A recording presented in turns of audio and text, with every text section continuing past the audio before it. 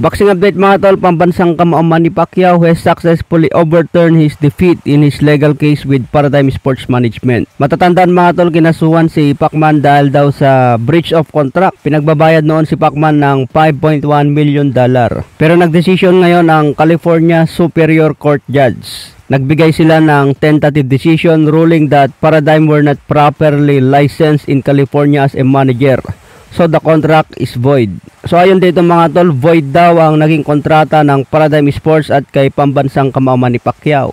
Dahil hindi raw pala nakalicense itong Paradigm Sports sa California. Kaya ang gagawin daw ng Paradigm Sports ay mag-a-appeal sa kasong ito. So ibig sabihin mga tol, hindi pa official itong decision ng hurado. Dahil mag-a-appeal pa ang Paradigm Sports. So magandang balita ito para kay pambansang kamao Manny Pacquiao dahil void na ang naging kontrata ng Paradigm at kay Pacman. Matagal na kasi itong kaso ni Pacman mga tol nung mag-decision siya na labanan si Errol Spence Jr. Kasi ang hinahabol ng Paradigm Sports Management, nakakontrata si Pacman para labanan sana noon si Mikey Garcia at si Conor McGregor. Pero dahil natalo nga si McGregor noon, hindi natuloy yung laban niya kay Pacman. Kaya binalak ng Paradigm Sports na ibigay sana si Mikey Garcia. Pero ang nangyari itong kampo ni Pacman, biglang naikasang laban kay Errol Spence Jr. Hindi raw nalaman ng Paradigm Sports ang laban ni Pacman kay Errol Spence.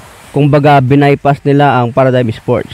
Kaya kinasuhan nila si Pacman. Pero lumabas nga ang desisyon ng hurado ngayon na void daw pala ang naging kontrata ni Pacman sa Paradigm Sports. Sa ibang banda naman may kumakalat na balita, Canelo Alvarez versus Chris Eubank Jr. is reportedly now in negotiation. So kung maraming fans ang dismayado sa laban sana ni Pacman kay Edgar Berlanga at kay Jermall Charlo, mas lalo na mga tol itong si Chris Eubank Jr. Kaya mas nakakadismaya kung si Chris Eubank Jr. pa ang labanan. Wag naman sana si Chris Eubank Jr. Mas okay pa si Edgar Berlanga kumpara kay Eubank. Okay mga tol, sa ibang banda naman, kumpiyansa nga po si Junto Nakatani na talunin si Vincent Astrolabio. Dedepensahan ni Junto Nakatani ang kanyang WBC belt. Kaya abangan natin mga tol ang matinding bakbakan na ito. Kung magbigay ng upset si Vincent Astrolabio, sigurado namang angat ang karir.